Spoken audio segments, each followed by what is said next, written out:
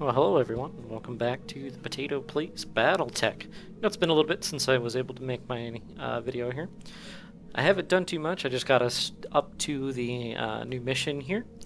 I did train my mech warriors a little bit. I went ahead and got a few points of extra gunnery on Havoc here. I also updated Glitch for multi-target as well. Got Decker with sensor lock, and Behemoth has Bulwark here. So, our next stop is going to be taking care of this mission here. We don't have too much in the way of mech warrior or new mechs outside of what we have right here. We have our Vindicator, our Shadowhawk, a Spider, and our Blackjack. The loadouts on them are still exactly pretty standard because we haven't gotten a whole lot of gear or anything yet. I will be hoping that I can show you a little bit and not get my butt whooped.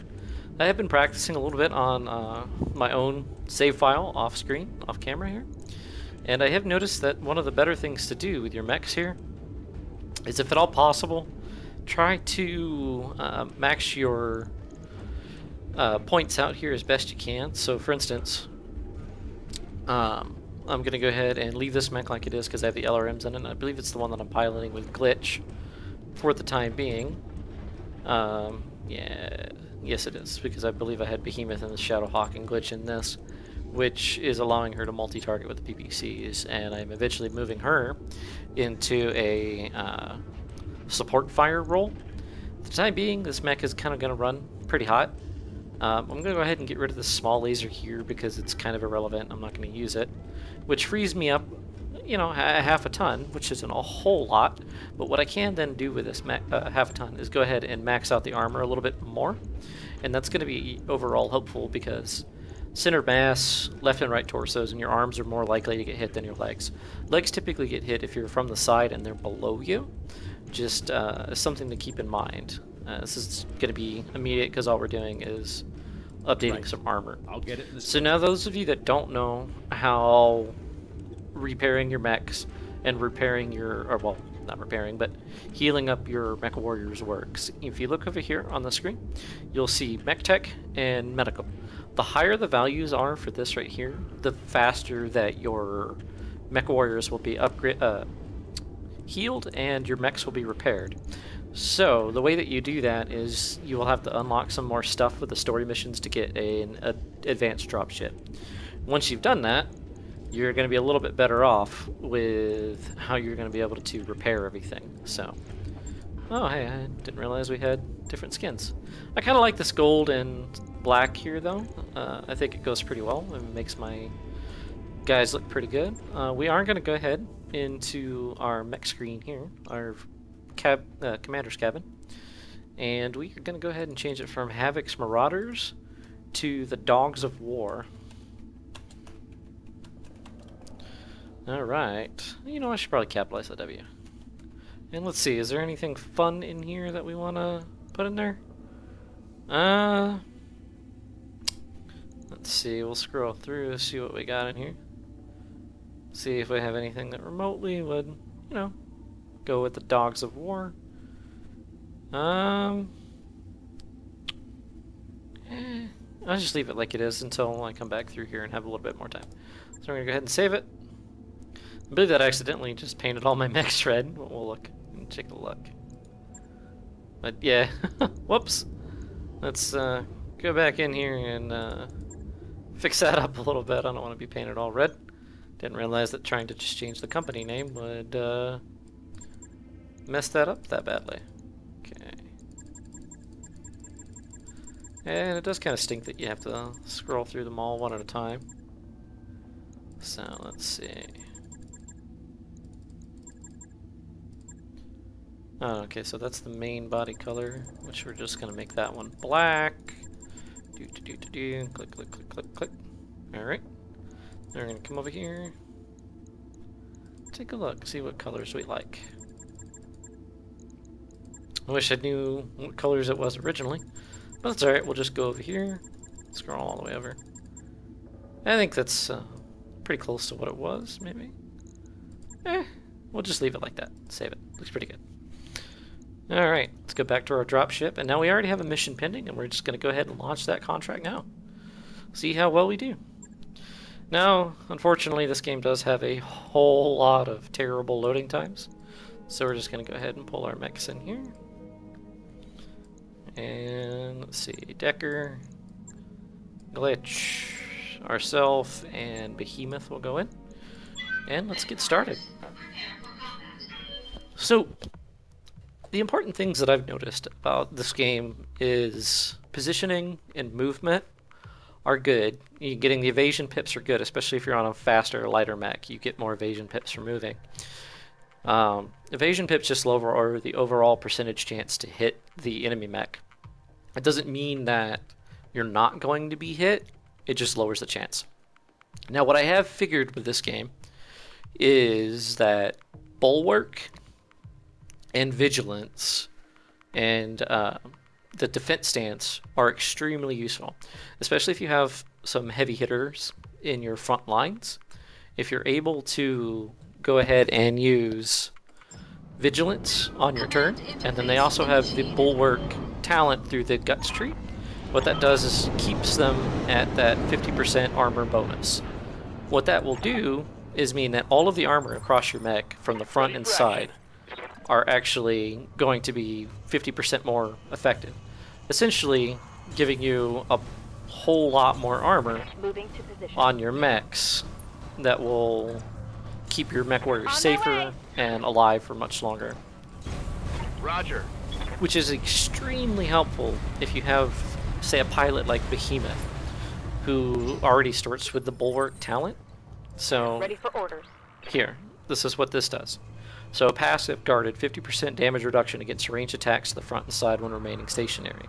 Now, I don't believe that it stacks with being in a tree here, which gives you 25% cover from ranged attacks to the front and side. Now, this doesn't protect you from breaching shot, which is a later talent in the gunnery tree, and it does not protect you if a mech melees you or gets behind you.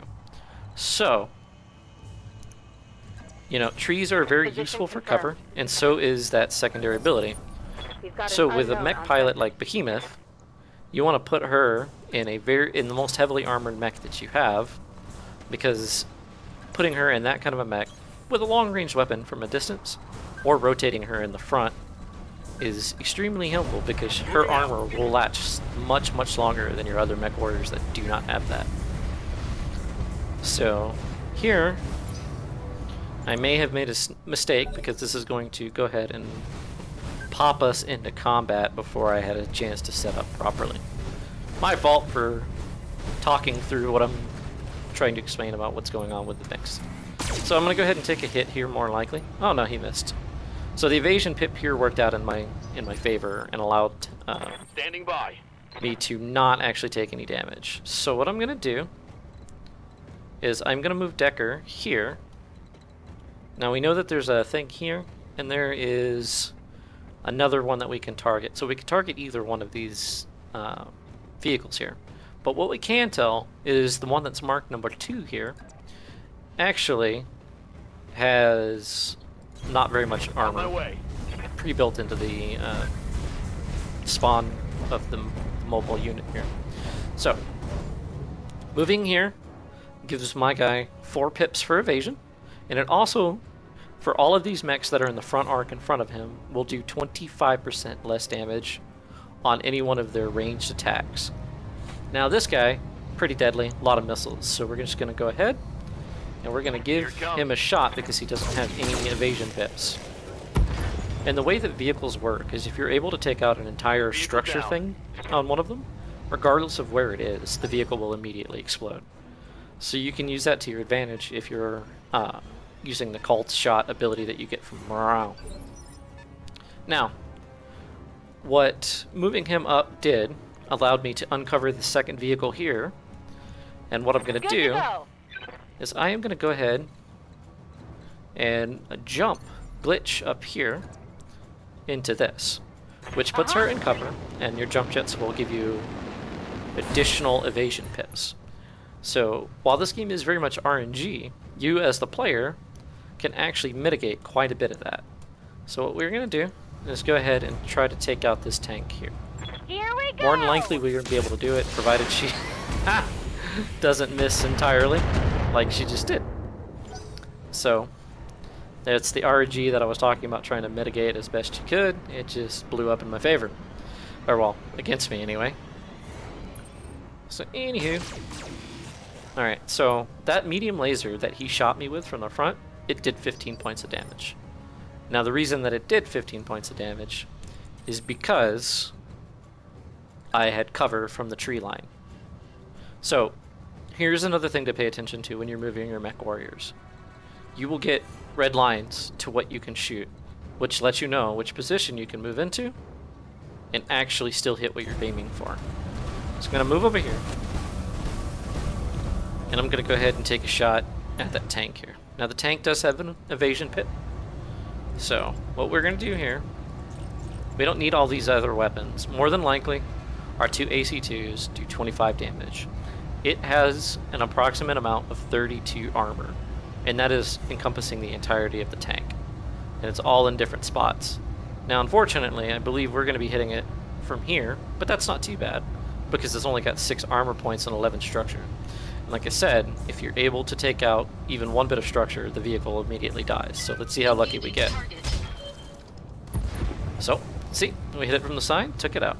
Granted, completely missed one of our shots, but the other reason that I didn't fire all of the weapons there is because I knew that I didn't need to, and I also didn't want to go ahead and end up with more heat on my mech than I needed. So let's take a look here. There are no enemies, so if you're unaware, you do have the initiative thing up here. What this initiative thing shows you, blue pips are your guys, red pips are the enemy. Now a lot of times, and you'll figure this out as you're playing through the matches on each turn, it will determine what order the enemy mechs go in. So as you can see here, they're all in Initiative 4. Initiative 4 is for vehicles, light vehicles, and heavy mechs. And Initiative 5 is for assault mechs and ultra heavy vehicles, things like the Demolisher. 1, 2, and 3, or it might be backwards. Sorry, yeah, it's backwards. 5 and 4 are light mechs, 3 is medium, 2 is assault or heavy, and 1 is assault. So, what we're looking at here is we don't have a whole good chance to hit this thing here, but Standing by. we're going to go ahead and try anyway, Roger that. because we don't have a good shot on anything else until something moves into our range. And like I said, the evasion pips will lower your chance significantly. But what you need to know is how missiles work as well. So let's look here. We have a 35% chance to hit with the AC-5. We have a 45% chance to hit with a medium laser. And lasers are inherently more accurate than autocannons and lasers. It's just how the game is built.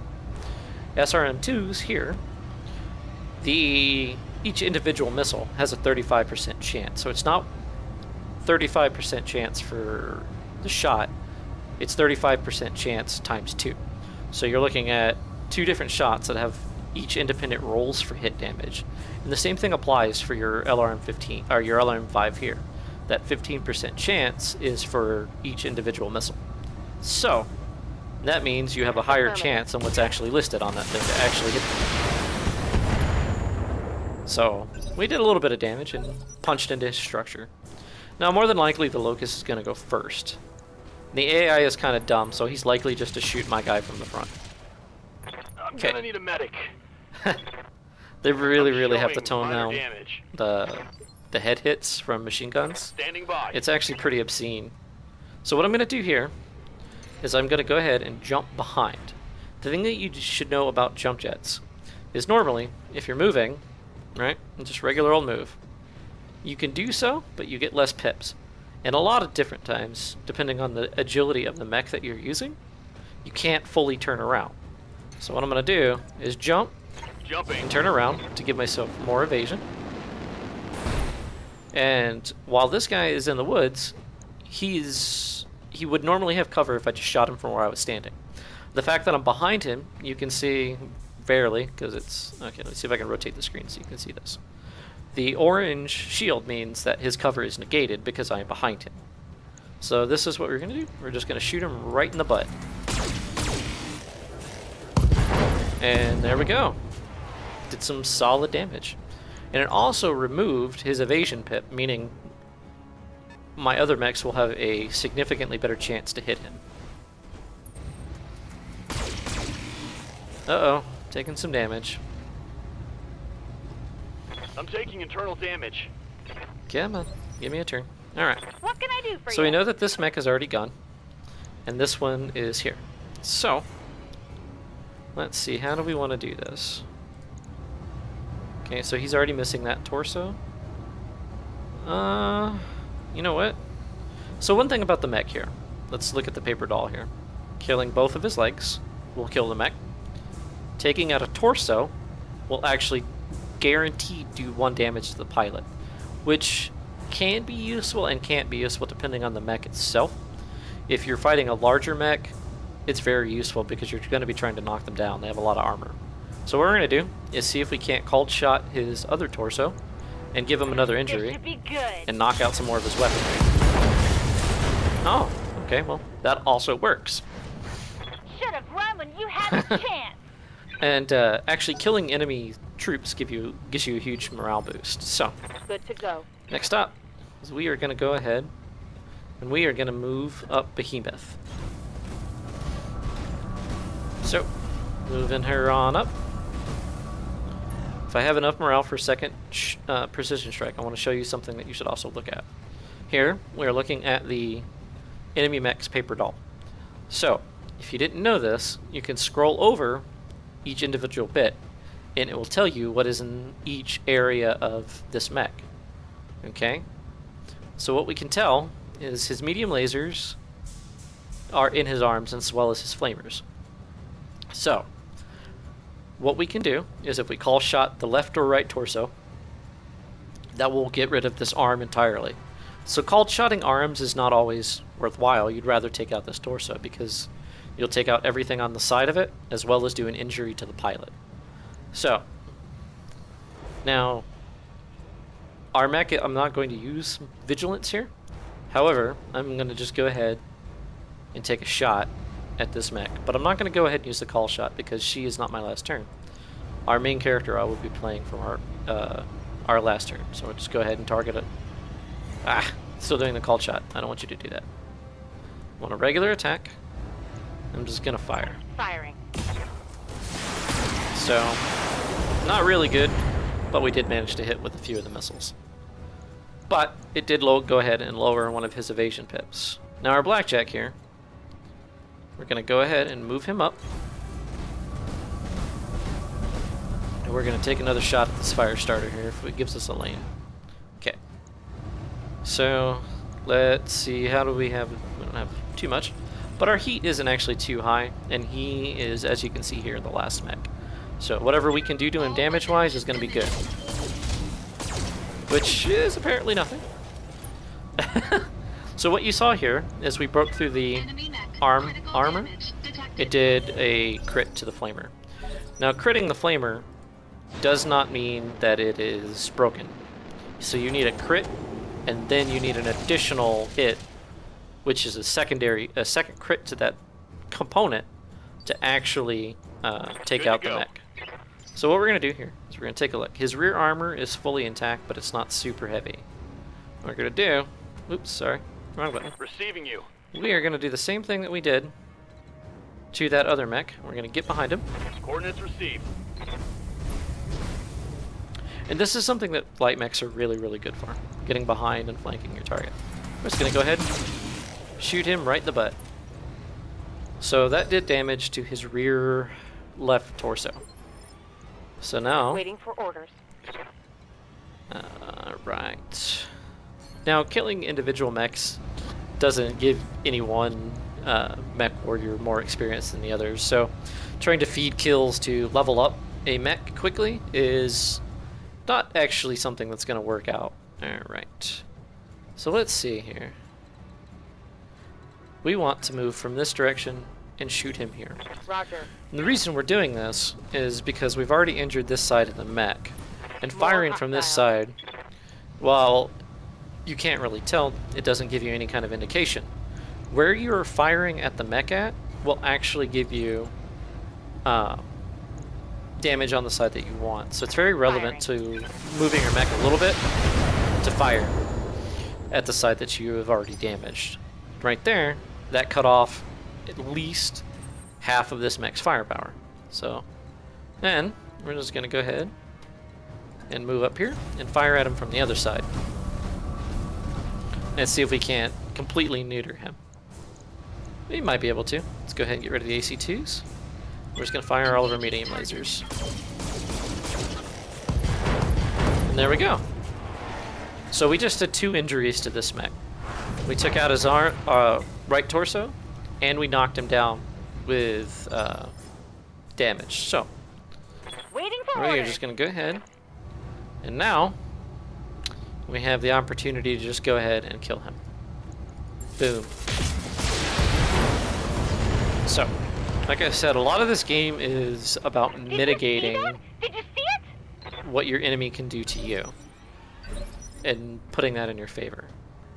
So now, Orders? what I'm going to do is I'm going to take Decker. I'm going to sprint him on over here. But first, what I'm also going to do, I'm going to show you what Vigilance does. So Vigilance is, once I sprint him over here, he will automatically gain the guarded and entrenched ability. So we're going to be stacking up his armor because he's up front. Now, like I said, I'm not sure if the tree cover 25% as well as the braced 50% will actually make it where the thing is 75% reduced. Systems Not holding. really sure. So, Waiting on you, Commander. what that did is actually also give us a line of sight to this fella here. And we are going to go ahead and jump Behemoth, or Glitch here, on over here. Ready? The reason we're going to do this is because she's no longer in range to use her PPC, which is her primary weapon that's going to do most of her damage. And as you can see here, we would be overheating, so we're just going to go ahead and fire the LRM-5s. Got it. In our next turn, since we're close to water, I'm going to go ahead and see if I can't Primary move target her is taking damage. into the water, because this will make our heat sinks twice as Orders. effective.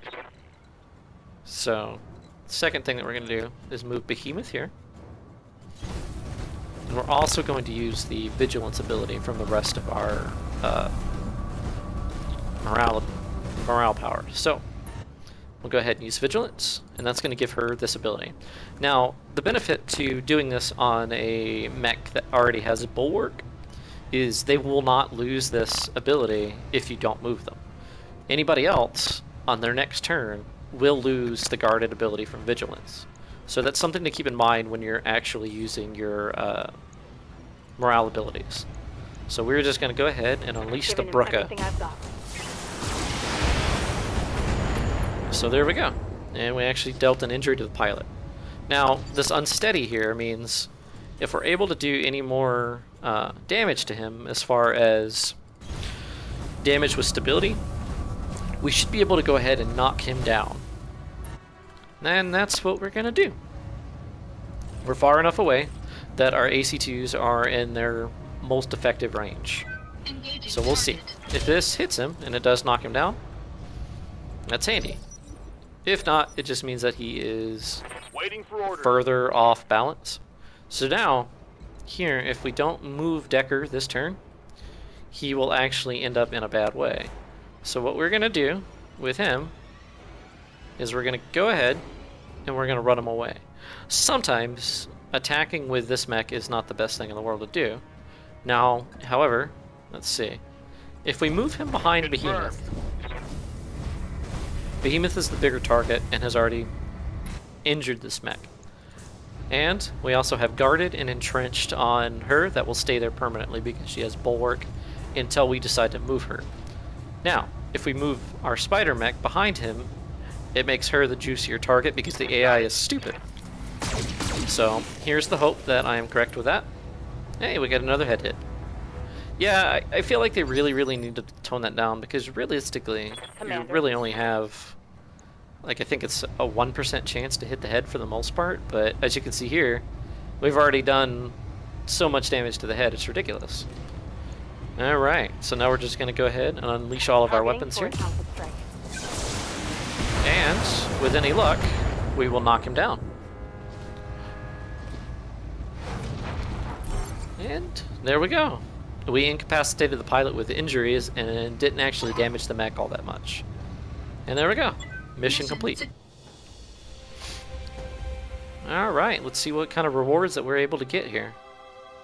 We might be able to get at least pieces of a mech. And later on, once you have a little bit of a piggy bank built up here, it's better off to start selecting salvage over anything else. So now, we got a bunch of crap. The only thing that we can hope for is that we get lucky and get the other 2 pieces with our 4 total. So I doubt that's going to be the case, but hey, we can try. And we didn't get lucky. And the reason why I say that it's better to take salvage is if you can get salvage to give you 2 or 3 priority pieces, we would have had a full mech. And by doing that, even if it's a mech that you're not going to use, if you pull it over here, the difference in salvage versus the amount of money that you would make if you just took the money is astronomical. So this mech here is probably worth about 500,000 C-bills, between, I think, closer to like 3 to 5, somewhere in that neighborhood. And all we would have actually earned C-bill wise on this mission is a maximum of 100k.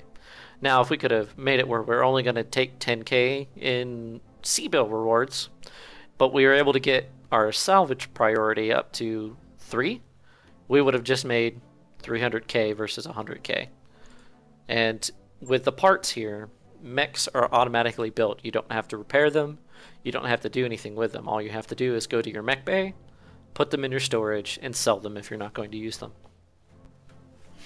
So that's just how I personally have found it to be a useful way of playing the game. It's a way to make good money, and it's also a way that you're ensuring that your ability to upgrade your mechs is easier. So Decker is out of action for 26 days. That's wonderful. But that's okay. We can deal with that. Ready for order. Because we have Medusa here. And Medusa is just going to go ahead and take his spot. Now, what do we want to go ahead and update Medusa to be? Honestly, I'm going to give him more gunnery for the time being. And we're just going to call that good for him. Let's see. We don't have a whole lot of points to spend, and I'm going to save up my points to get bulwark on my main guy here. Commander. Here, she's got bulwark already, and we want to work our way up to multi-target as fast as we Mech can. warrior training complete. So, and we're going to continue on down here. Nice to see you down here. Take a look at our mechs. So we didn't take too much damage. We're just going to go ahead and repair our spider, which is going to take a couple of days, and all of that, like I said, is based off of this mech tech here. So we have 1 day. Go ahead, wait for our mech to come back. That work order you submitted is And we're going to go ahead and call the video here, and if you like it, subscribe, comment, help me grow as a YouTuber, and help me grow as a mech warrior pilot. Potato out.